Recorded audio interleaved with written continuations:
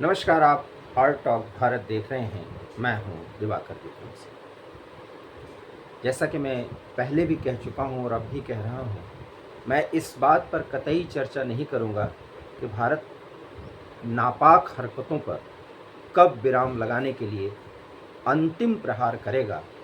और ये स्थिति तब आएगी जब ये ठान लिया जाएगा कि पाकिस्तान के कई टुकड़े करने हैं। हमें अपने क्षेत्र अर्थात पीओके को वापस लेना है। 1000 कट कर भारत को टुकड़ों टुकड़ों में बांटने की जो साजिश पाकिस्तान के हुक्मरान और वहाँ जिहादी जनरल करते रहे हैं, उस पर विराम लगाने का अब समय आ चुका है। क्योंकि 7 दशक से अधिक समय तक हम नफ़रत के आधार पर जन्म लिए पाकिस्तान के साथ एक पड़ोसी की तरह जीने को मजबूर हैं। वो भी इस स्थिति में कि वो धर्म के नाम पर हमें सिर्फ़ और सिर्फ नीची और गलत निगाह से देखता है, बर्बाद और तबाह करने की बात करता है, ये कहकर कि काफिर का कोई धर्म ही नहीं होता, वो मूर्ति पूजक होते हैं, उनका मुस्लिम और इस्लाम से कोई वास्ता नहीं, इसलिए वो जीने के लायक ही नहीं हैं। और अगर उन्हें जीना है तो उनका धर्म परिवर्तन कराना है। आपको इतनी बातें कुछ अजीब सी लग रही होंगी और कुछ धर्मनिरपेक्ष वो लोग जो बंद चश्मे से इस पूरे प्रकरण को देख रहे हैं और अभी भी भाई भाई की बात कर रहे हैं, वो कम से कम अब चेत जाएं। क्योंकि पहलगाम में जो कुछ भी हुआ वो एक घटना नहीं, इस तरह की कई घटनाएं होती रही हैं, उन्हें पहले दबाया जाता था। इस बार सब कुछ वो 20 मिनट के वाक़ये और वो घटनाक्रम जिस तरीके से उसे अंजाम दिया गया, उन सब के वीडियो बने हुए हैं, आप देख सकते हैं। इतनी बात कहने का तात्पर्य ये है कि पाकिस्तान का हिसाब होगा, लेकिन पाकिस्तान के साथ हमें कईयों के साथ हिसाब करना है। और इसलिए एक बार फिर मैं उस बात की चर्चा करता हूँ कि हमारे पूर्व सीडीएस दिवंगत श्रद्धेय विपिन रावत जी जिस 2.5 मोर्चे की बात करते थे, आज स्थिति ये है कि हम 2.25 मोर्चे पर लड़ाई लड़ रहे हैं। एक पाकिस्तान, दूसरा चीन, आधा अपने देश में पाकिस्तानी दिमाग से रहने वाले लोग और आधे से कुछ ही कम, इसीलिए मैंने कहा 2.25 मोर्चा, अब बांग्लादेश और उससे जुड़े लोग। बांग्लादेश जिसको जन्म हमने दिया, जिसको वजूद में लाने के बाद जिंदा किया और विकासशील देश बनाने की पहल करने के लिए हमने दिमाग दिया, हमने सहयोग दिया। आज वही बांग्लादेश का एक ऐसा शासक जो कार्यवाहक प्रधानमंत्री है, जो एक सलाहकारी भूमिका में है, मैं मोहम्मद यूनुस की बात कर रहा हूँ, वो और उसके सलाहकार अब पाकिस्तान के साथ गलबहियाँ कर रहे हैं।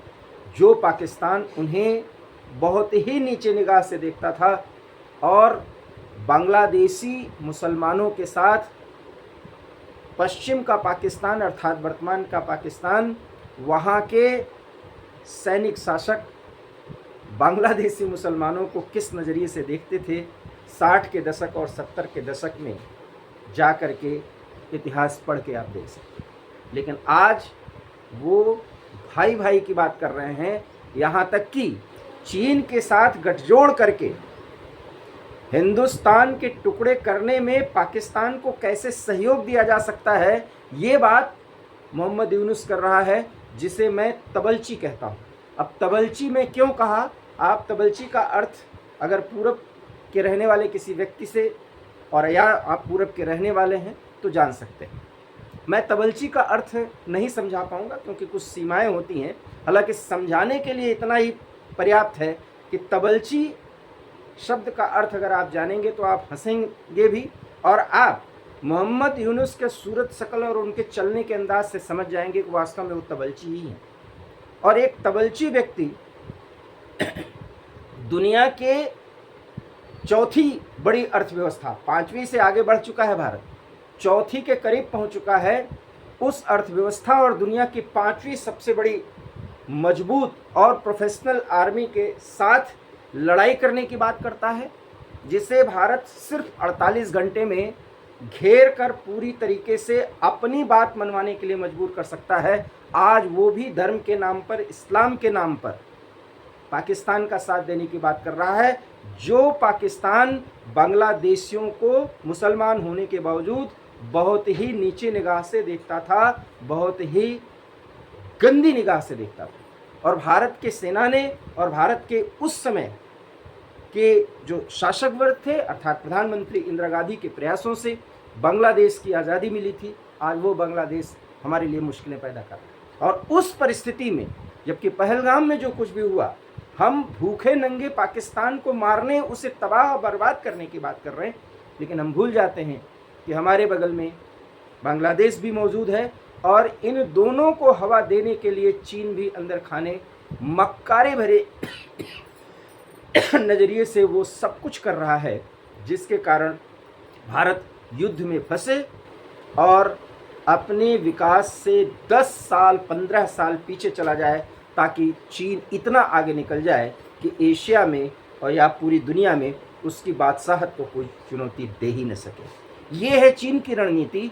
और उस रणनीति में जिस तरीके से पाकिस्तान और अब बांग्लादेश भी आ रहे हैं, मोहम्मद यूनुस जैसा रीढ़ विहीन व्यक्ति जो भारत के साथ दुश्मनी करने की बात करता है, ऐसे ही मालदीव के भी शासक, आप समझ सकते हैं मैं किसकी बात कर रहा हूँ, वो व्यक्ति भी सिर्फ इस्लाम के नाम पर चीन का साथ देने और पाकिस्तान जैसे देशों के साथ सार्क के नाम पर संबंध बढ़ाने की बात करता है।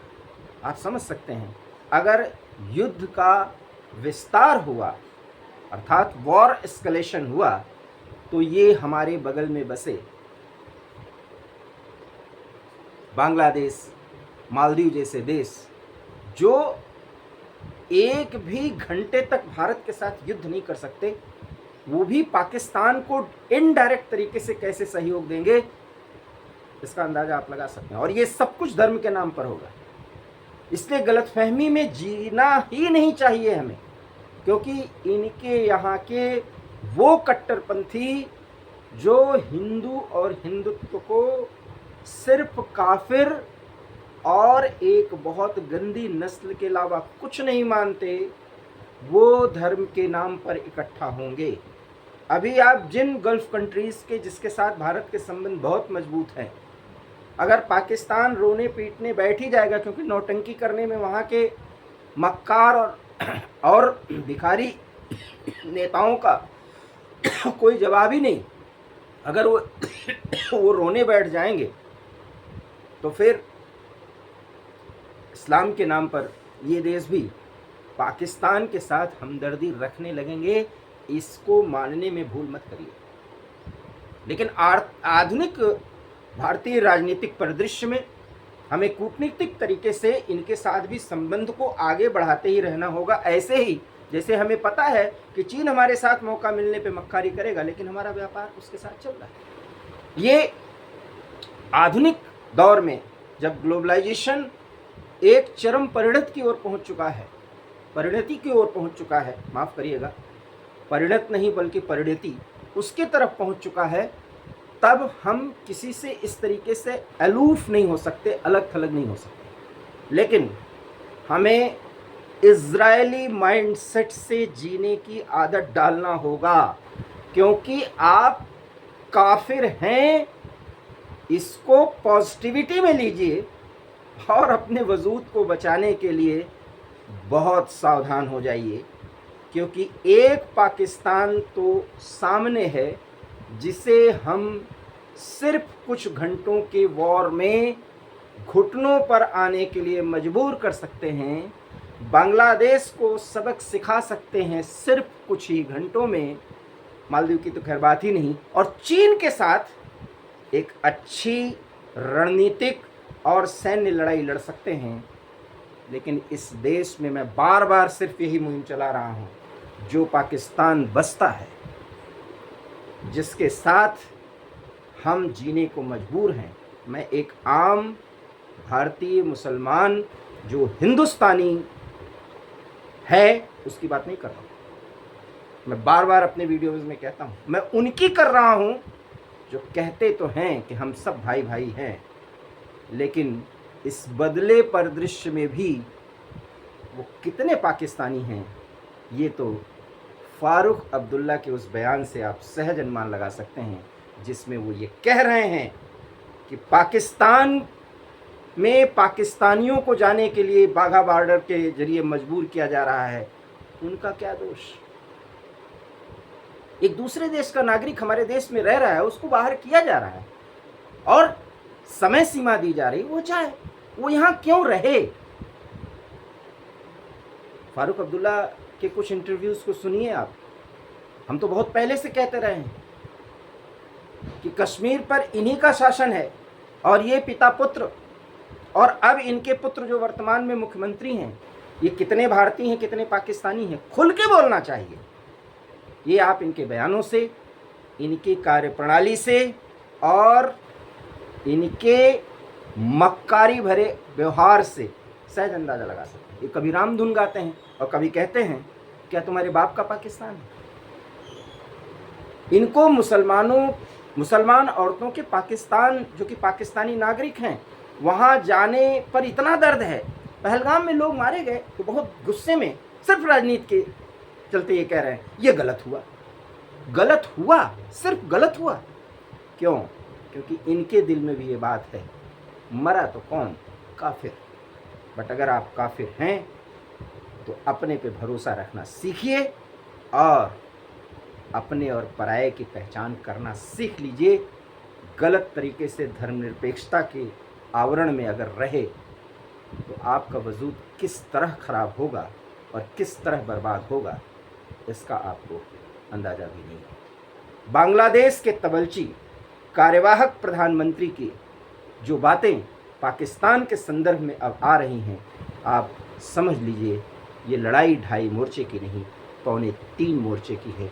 इसलिए अगर युद्ध जिसको आप बहुत बेसब्री से इंतज़ार करते हुए आगे बढ़ना चाह रहे हैं और अपने प्रधानमंत्री और अपनी सेना पर दबाव बनाना चाह रहे हैं कि कार्रवाई कब होगी, उस कार्रवाई को अगर आपने स्टार्ट किया तो आपको 3.25 मोर्चे पर अपने आप को सामने रखना पड़ेगा, अपनी सेना को सामने रखना पड़ेगा। हम उसके लिए भी तैयार हैं, लेकिन उसमें समय लगेगा।